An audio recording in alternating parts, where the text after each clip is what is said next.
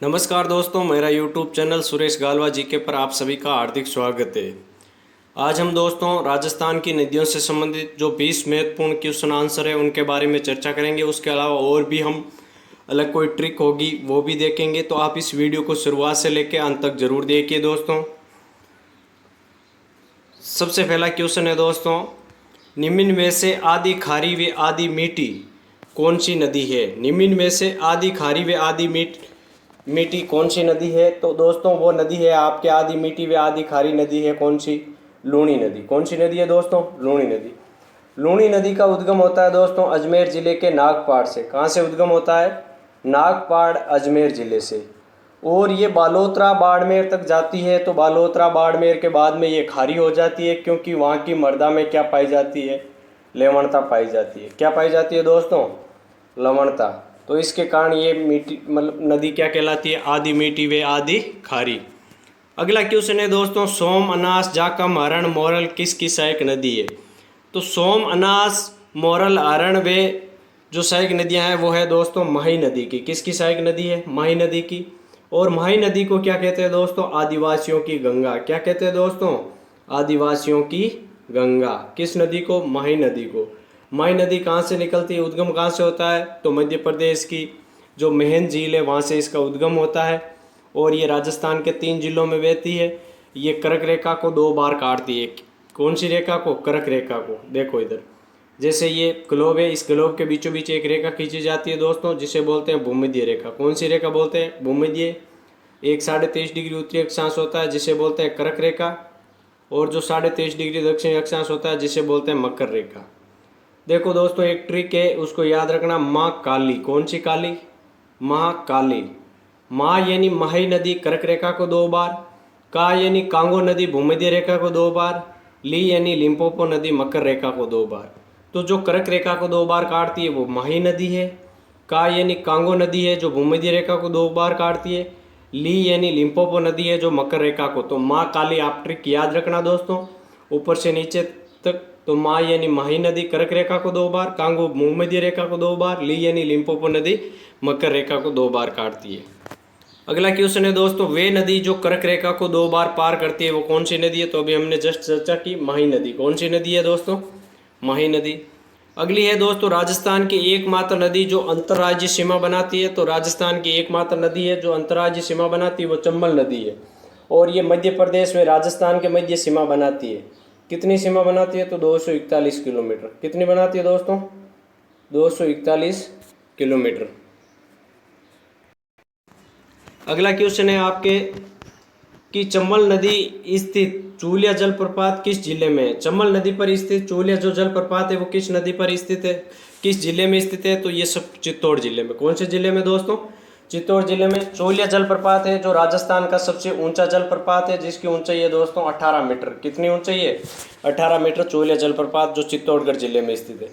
आज की घग्गर नदी वैदिक साहित्य की कौन सी नदी थी? तो जो आज घग्गर नदी है उसे वैदिक साहित्य में क्या कहते थे? तो सरस्वती। क्या कहते थे दोस्तों?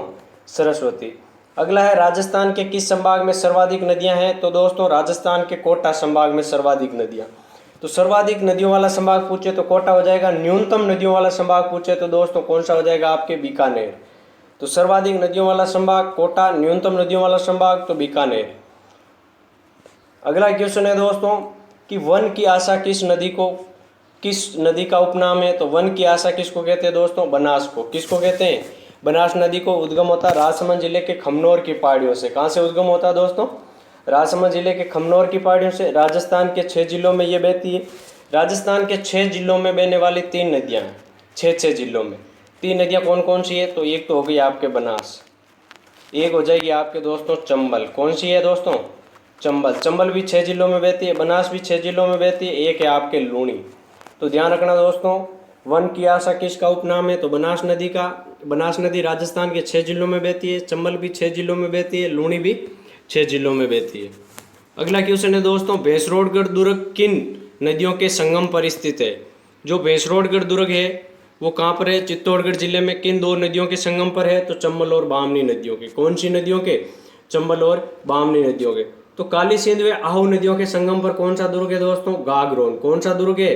गागरोन दुर्ग। गागरोन दुर्ग कहाँ है? झालावाड़ में। जिसे जल दुर्ग भी कहते हैं। तो काली सिंध व आहू नदियों के संगम पर गागरोन दुर्ग है। चंबल व बामनी नदियों के संगम पर भैंसरोडगढ़ दुर्ग है।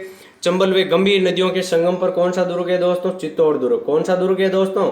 चित्तौड़ दुर्ग, जिसे हमें राजस्थान का क्या कहते हैं? सबसे बड़ा लिविंग फोर्ट, राजस्थान का गौरव चित्तौड़गढ़ जिले को कहते हैं। राजस्थान का सबसे बड़ा लिविंग फोर्ट किस दुर्ग को कहते हैं? तो चित्तौड़ दुर्ग को, और जो चंबल और गंभीर नदियों के संगम पर स्थित है।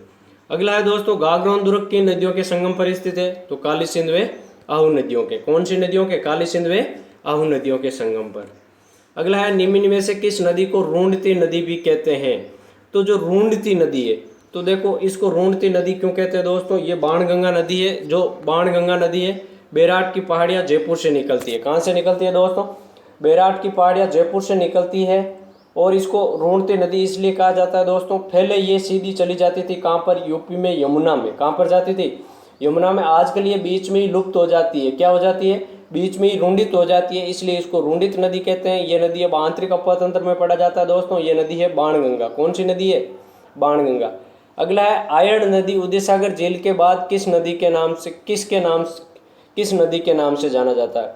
तो नदी है दोस्तों आयड़ नदी। कौन सी नदी है? आयड़ नदी है। आयड़ नदी जिसी प्रकार उद्गम हुआ, फिर एक झील है जिसका नाम है उदय सागर झील। कौन सी झील?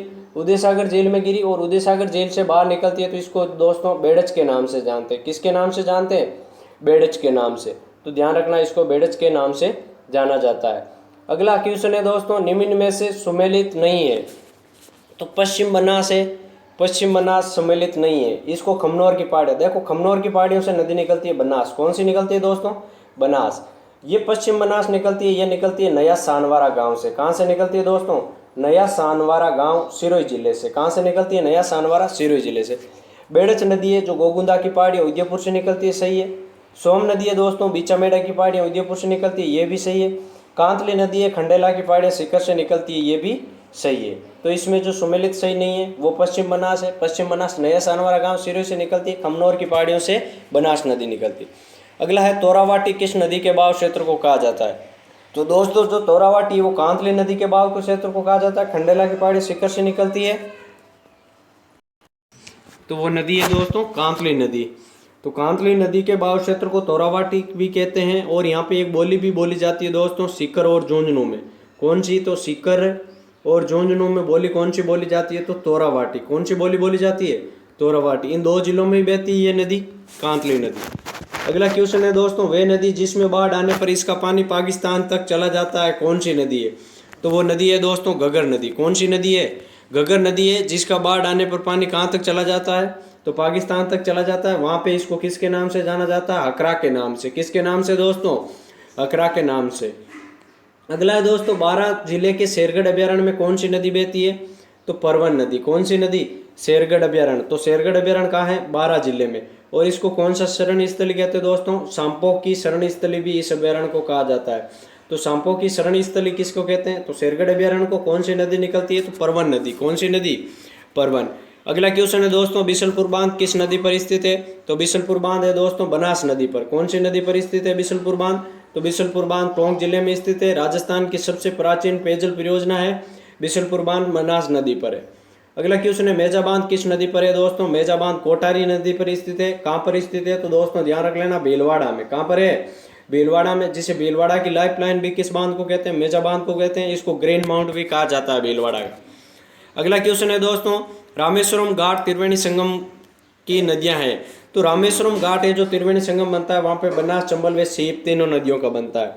तो रामेश्वरम धाम पर किन नदियों का बनता है? तो बनास चंबल और सीप है। तो त्रिवेणी संगम जो चंबल नदियों पर, रामेश्वरम धाम सवाई माधोपुर में बनता है बनास चंबल और सीप नदियों के संगम पर। अगला है दोस्तों, फुलवारी की नाल अभ्यारण्य से होकर कौन सी नदी गुजरती है? तो फुलवारी की नाल से होकर तीनों नदियां गुजरती है, सोम, मानसी और वाकल। तो ये फुलवारी की नाल अभ्यारण्य है जो मुख्य रूप से कहाँ है? तो जो आपके उदयपुर जिले में। कहाँ पर स्थित है दोस्तों? उदयपुर जिले में। तो आपको इस वीडियो को अच्छा लगा हो तो दोस्तों चैनल को सब्सक्राइब करना, शेयर करना, और आपको इसकी PDF चाहिए तो मेरा टेलीग्राम ऐप ज्वाइन कर लेना सुरेश गालवा जीके के नाम से। धन्यवाद दोस्तों।